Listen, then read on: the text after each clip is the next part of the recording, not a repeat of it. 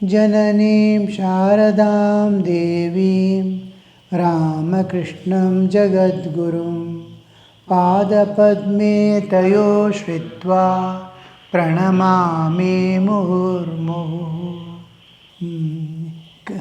ಈಶ್ವರ ಪ್ರಣಿಧಾನವನ್ನು ನಾವು ನೋಡ್ತಾ ಇದ್ವಿ. ಈಶ್ವರ ಪ್ರಣಿಧಾನ ಅಂದರೆ ನೋಡಿದ್ವಿ, to place firmly, clearly, with a definite purpose and definite intention, with a resolution. I have given myself. ಇವಾಗ ಇದರಲ್ಲಿ ಇಷ್ಟೇ ಆಗೋಗಲ್ಲ, ಅದಕ್ಕೆ ಪ್ರಮಾಣ ಏನು, ನಾನು ಕೊಟ್ಬಿಟ್ಟಿದ್ದೀನಿ ಅಂತ. ನಂದು ಒಂದೊಂದೂ ಮಾನಸಿಕ ವೃತ್ತಿ, ಶಾರೀರಿಕ ವೃತ್ತಿ, ಆಮೇಲೆ ಭಾವನಾತ್ಮಕ ವೃತ್ತಿಗಳು ಭಗವಂತನಿಂದನೇ ಪಾಸಾಗಬೇಕು, ಭಗವಂತನಿಗೆ ಹೋಗಿ ಸೇರಬೇಕು. As if you are just a vehicle or an instrument being run by God. ಭಗವಂತ, ನೀನು ಒಂದು ವೆಹಿಕಲ್ ಇದ್ದಂಗೆ, ಒಂದು ಯಾನ ಇದ್ದಂಗೆ, ಅದನ್ನು ಭಗವಂತ ನಡೆಸ್ತಾ ಇರೋಂಗೆ ಎಲ್ಲ. ಅಲ್ಲಿ ಅಹಂಕಾರದ ಪಾರ್ಟೇ ಬರಲ್ಲ. ಎಲ್ಲೇ ಇಡಲಿ, ಹೇಗೇ ಇಡಲಿ, ಅವನ ಕಡೆಯೇ ನೋಡ್ತಾ ಇರೋದು. ಆದರೆ ನಮ್ಮದು ಅಲ್ಲಿ ನಮ್ಮ ಗುರಿ ಒಂದು ಅನ್ಕಾನ್ಷಿಯಸ್ ಲೆವೆಲಲ್ಲಿ, ಅದು ಭಗವಂತ ಸರೆಂಡರ್ ಆಗಿದ ತಕ್ಷಣ ನಮ್ಮ ಸಂಕಲ್ಪಗಳು, ನಾನು ಬಯಸ್ತಾ ಇದ್ದಿದ್ದೆಲ್ಲ ಮನಸ್ಸು ಬಿಟ್ಟು, ಬುದ್ಧಿ ಬಿಟ್ಟು ಪ್ರಜ್ಞಾದಲ್ಲಿ ಹೋಗಿ ಕೂತ್ಕೊಂಡ್ಬಿಟ್ಟಿರುತ್ತೆ. ಆ ಪ್ರಜ್ಞೆ ನೈದರ್ ಬಿಲಾಂಗ್ಸ್ ಟು ಪ್ರಕೃತಿ ನಾರ್ ಟು ಚೈತನ್ಯ. ನಮ್ಮ ಶಾರೀರಿಕ ಅಸ್ತಿತ್ವಕ್ಕೂ ಅದಕ್ಕೂ ಸಂಬಂಧ ಇಲ್ಲ. ಆಮೇಲೆ ನಮ್ಮ ಆಧ್ಯಾತ್ಮಿಕ ಅಸ್ತಿತ್ವಕ್ಕೂ ಸಂಬಂಧ ಇಲ್ಲ. ಅದು ಆ ಜಾಗದಲ್ಲಿ ಹೋಗಿ ಕೂತ್ಕೊಳ್ಳುತ್ತೆ. ನಮ್ಮ ಆಧ್ಯಾತ್ಮಿಕ ಅಸ್ತಿತ್ವದ ಹೊರಗೆ, ನಮ್ಮ ಶಾರೀರಿಕ ಅಸ್ತಿತ್ವದ ಒಳಗೆ ಜಾಗತಿಕ ಅಥವಾ ಪ್ರಾಪಂಚಿಕ ಆಸೆಗಳಿದ್ದರೆ ಅದು ಹೋಗೋದೇ ಇಲ್ಲ. ಒಳಗಡೆ ಹೋಗಿ ಪ್ರವೇಶನ ಆಗಲ್ಲ. ನಾವು ಈಶ್ವರ ಪ್ರಣಿಧಾನ ಮಾಡಿ ನಾನು ಭಗವಂತನಿಗೆ ಅರ್ಪಿಸ್ಕೊಂಡು ಬಿಟ್ಟಿದ್ದೀನಿ ಅಂತ ಹೇಳಿದ್ರೆ ಅದು ಸುಳ್ಳೇ. ಅದು ನಿಜವಾಗಿ ಸರೆಂಡರ್ ಆಗಿಬಿಟ್ಟು ಅವನ ಕಡೆಯೇ ನೋಡ್ತಾ, ಇನ್ನೇನು ಇಲ್ಲ, ನಾನು ಮಾಡುವಂಥದ್ದು ಏನೂ ಇಲ್ಲ, ನೀನು ಮಾಡಬೇಕು, ಕೊಟ್ಟಾಗ್ಬಿಟ್ಟಿದೆ, ಅವ್ನು ನಡ್ಸ್ಕೊಂಡು ಹೋಗ್ಬೇಕು. ಇವಾಗ ಯಾರೋ ಬಂದು ಕೇಳ್ತಾರೆ, ಯಾರೋ ಏನು ಮಾಡ್ತಾರೆ, ಅದರಲ್ಲಿ ನನ್ನ ಪ್ರವೇಶ ಇಲ್ಲವೇ ಇಲ್ಲ. ಭಗವಂತನ ಪ್ರವೇಶ. ಪ್ರಕೃತಿ ಮತ್ತು ಭಗವಂತ ನಡ್ಸ್ಕೊಂಡು ಹೋಗ್ತಾ ಇದ್ದಾರೆ ಇವಾಗ ಆ ಜೀವನವನ್ನು. ಅವನಿಗೇನೇ ಮಗು ಥರ. ಒಂದು ಹುಟ್ಟಿದ ಮಗುಗೆ ಕಂಪ್ಲೀಟ್ಲಿ ಟೇಕನ್ ಕೇರ್. ಯಾರಿಂದ? ಭಗವಂತ ಕೇರ್ ತೊಗೋತಾ ಇದ್ದಾನೆ. ಪ್ರಕೃತಿ ಕೇರ್ ತೊಗೋತಾ ಇದೆ, ತಾಯಿ ಅಲ್ಲ. ತಾಯಿ ಕರಳಲ್ಲಿ ಆ ಪ್ರೀತಿಯನ್ನಿಟ್ಟು, ಆ ವಾತ್ಸಲ್ಯವನ್ನಿಟ್ಟು, ಅದಕ್ಕೆಲ್ಲ ವ್ಯವಸ್ಥೆಗಳನ್ನೆಲ್ಲ ಮಾಡಿ ಆ ಮಗುಗೆ ಎಷ್ಟು ಕೇರ್ ಅಂದರೆ ಆ ಪ್ರಕೃತಿ ಮಾಡ್ತಾ ಇರೋದು. ಆ ಮಗು ಒಂಚೂರು ನಿಲ್ಲಕ್ಕೆ ಶುರು ಮಾಡ್ತು ಅಂದರೆ ಹಾಲು ಬರೋದು ನಿಂತೋಗ್ಬಿಡುತ್ತೆ. ಆ ಮಗುಗೆ ಹಾಲೇ ಸಿಗಲ್ಲ. ಆಯ್ತು, ಅದ್ರ ಕೆಲಸ, ಅದಕ್ಕೆ ಹಲ್ಲು ಆಚೆ ಬರ್ತಾಯಿದೆ ಆಗಲೇ, ಅದು ಹಾಲಿನ ಕಚ್ಚತ್ತ. ತಿಂಡಿ ತಿನ್ನೋ ಟೈಮ್ ಬಂತು ಅದಕ್ಕೆ.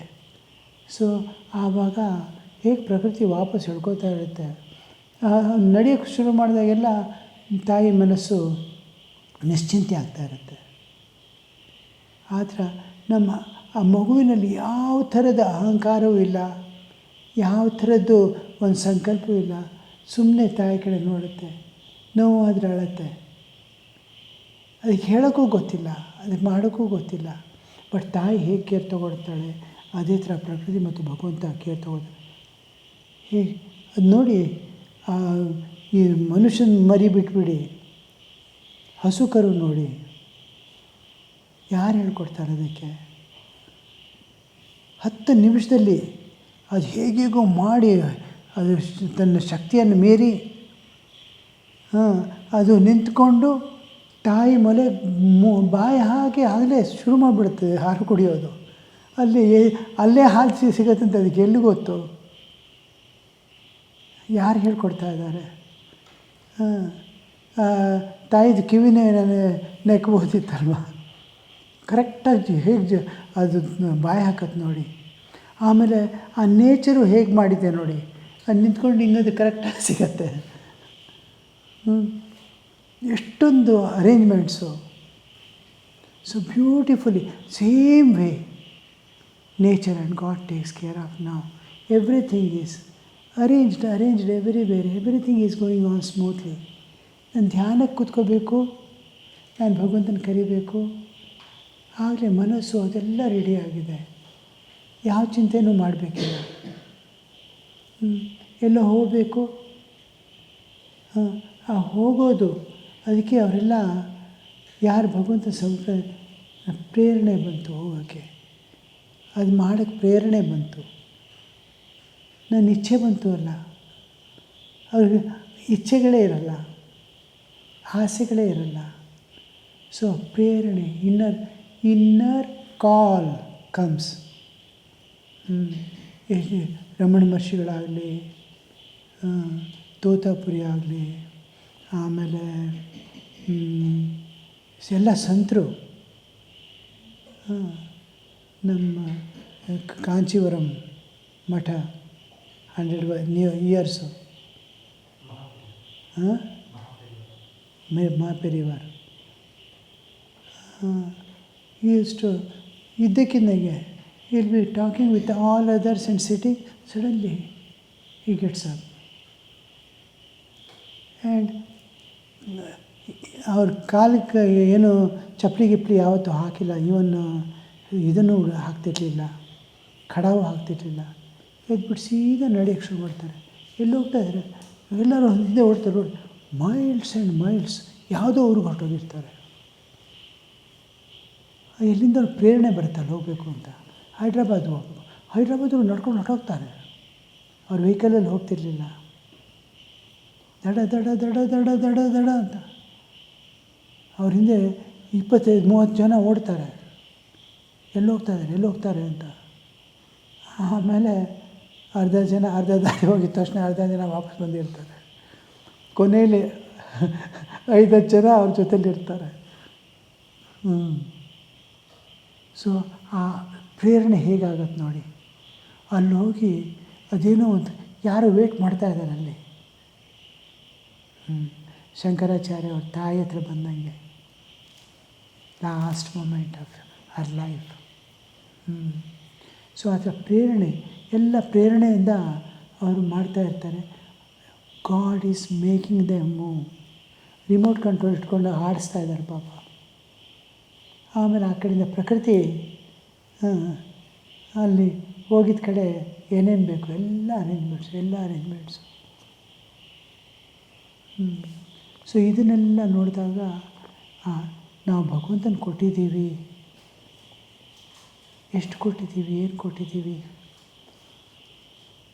ಎಂಥ ನೋವು ಬೇಕಾದರೂ ಸಹಿಸ್ತಾರೆ. ಅಂದರೆ ಅವ್ರ ಮುಖದ ಮೇಲೆ ಇದು ಕೂಡ ಬರಲ್ಲ, ದುಃಖದ ಒಂದು ರೇಖೆ ಕೂಡ ಬರಲ್ಲ.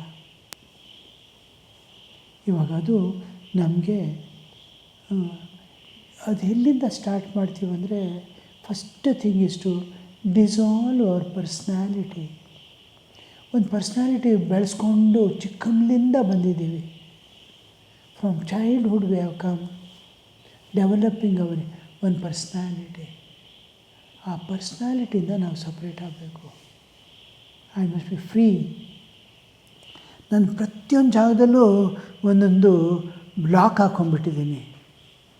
ನನಗೆ ಅಲ್ಲಾಡೋಕ್ಕೆ ನಾನೇ ಬಿಡ್ತಾಯಿಲ್ಲ.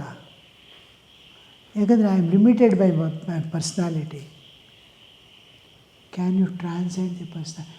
Just like you remove the cloth and drop off it. How you drop off your clothes, like that can you drop away your personality. ನನ್ನ ವ್ಯಕ್ತಿತ್ವವನ್ನು ಹಾಗೆ ಸುಲಿದು ಹಾಗೆ ಬಿಟ್ಬಿಡೋಕ್ಕಾಗತ್ತಾ? Can I emerge out like a chick from the egg? ಎಷ್ಟು ಬಂಧದಲ್ಲಿ ಕೂತಿದೆ ಆ ಚಿಕ್ಕ ಒಳಗಡೆ, ಈ ಎಗ್ ಒಳಗೆ, ಆ ಕೋಳಿ ಮರಿ. ಈ ಅದು ಗೊತ್ತೂ ಇಲ್ಲ. ಹೊರಗಡೆ ಒಂದು ಜಗತ್ತು ಏನಾಗ್ತಾಯಿದೆ ಅಂದ್ರೂ ಗೊತ್ತಿಲ್ಲ. ಅದಕ್ಕೆ ಉಸಿರಾಡೋ ಟೈಮೆಲ್ಲ ಬಂದ್ಬಿಡುತ್ತೆ. ಒಳಗಡೆ ಡೆವಲಪ್ ಆಗಿಬಿಟ್ಟಿದೆ. ಅಮ್ಮನ ಗೊತ್ತಾಗತ್ತೆ. ಅಮ್ಮನ ನೋಡಿದ ತಕ್ಷಣ ಗೊತ್ತಾಗುತ್ತೆ. ಡೈಲಿ ಕಾವು ಕೊಡ್ತಾ ಇರ್ತಾಳೆ. ಅದು ಹೊಡಿತಾಳೆ ಒಂದು ದಿವಸ. ಆ ಮರಿ ಹೊಸ ಜಗತ್ತು ನೋಡ್ಕೊಂಡು ಹೊರಗಡೆ ಬರುತ್ತೆ. ಹೇಗೆ ಅದೇ ಥರ can you emerge out of your personality? Can a divine personality come out of you? ಒಂದು ದೈವಿಕ ಆ ವ್ಯಕ್ತಿ ಹೊರಗಡೆ ಬರೋಕ್ಕಾಗತ್ತಾ? ಶುದ್ಧ ನಿರ್ಮಲ, ಎಲ್ಲರನ್ನೂ ಪ್ರೀತಿ, ಬೈದ್ರೂ ಪ್ರೀತಿ ಕೊಡ್ತಾ ಇದ್ದಾರೆ, ಉಗಿದ್ರೂ ಪ್ರೀತಿ ಕೊಡ್ತಾ ಇದ್ದಾರೆ, ಎಲ್ಲ ಕಿತ್ಕೊಂಡೋದ್ರೂ ಪ್ರೀತಿ ಕೊಡ್ತಾ ಇದ್ದಾರೆ. This is the saint's life. We begin with dissolving our personality. ನಮ್ಮ ವ್ಯಕ್ತಿತ್ವವನ್ನು ನಿಧಾನಕ್ಕೆ ದ್ರವೀಭೂತ ಮಾಡಿ ಕರಗಿಸಿ ಅದನ್ನು ಖಾಲಿ ಮಾಡೋಕ್ಕೆ ನೋಡ್ತಾ ಇದ್ದೀವಿ. Little later will deal with our individuality. After personality dissolves, we dissolve our individuality. ನಾನು ವ್ಯಷ್ಟಿತ್ವ, ವ್ಯಷ್ಟಿ, ಸಮಷ್ಟಿ. I am a small part of this whole. ವ್ಯಕ್ತಿತ್ವ ಹೋಗಿದ ತಕ್ಷಣ ನಾನು ನನ್ನ ಶಾರೀರಿಕ ಅಸ್ತಿತ್ವದ ಕೊಳೆನೆಲ್ಲ ತಗೊಂಡ್ಬಿಟ್ಟೆ. ನಾನು ಜೀವಾತ್ಮದ ಅಸ್ತಿತ್ವ ಹಂಗೇ ಇದೆ. I am an individual. ಇದು ಈ ಇಂಡಿವಿಜುವಾಲಿಟಿ ತೆಗಿಬೇಕಾದ್ರೆ I must intimately relate with God. ನಾನು ಶಾಶ್ವತತ್ವದ ಕಡೆ ಮನಸ್ಸು ಆಟೋಮೆಟಿಕ್ಕಾಗಿ ಹೋಗುತ್ತೆ. ನಿಧಾನಕ್ಕೆ there is I get an inkling and a small awareness of existence of eternity, ಶಾಶ್ವತತ. This is everything is transitory. ಎಲ್ಲ ಕಳೆದು ಹೋಗ್ತಾ ಇರೋದು. ಅಲ್ಲಿ ಯಾರ್ದೋ ಜೊತೆ ನನ್ನ ಸಂಬಂಧ ಇದೆ. Other than this world I am related to someone, somewhere, it through eternity ಅನ್ನೋದು ಅದರಲ್ಲಿ ನಿಧಾನಕ ಇಂಡಿವಿಜುವಾಲಿಟಿ ಡಿಸಾಲ್ವ್. ಆಮೇಲೆ ಲಾಸ್ಟು ಐಡೆಂಟಿಟಿ. ಐಡೆಂಟಿಟಿ ಹಂಗೆ ಇರುತ್ತೆ. First dissolves personality, then individuality, then last identity. ಆ ಜೀವತ್ವದ ಐ ಆಮ್ ಎ ಜೀವ, ಕರ್ಮದ ಭಾಗಿಯಾಗಿ ಓಡ್ತಾ ಇದ್ದಾನೆ. ಅದರಲ್ಲಿ ಅಹಂಕಾರವಿರುತ್ತೆ. ಆ ಅಹಂಕಾರ, ಐಡೆಂಟಿಟಿನಲ್ಲಿ ಅಹಂಕಾರ ಇರುತ್ತೆ.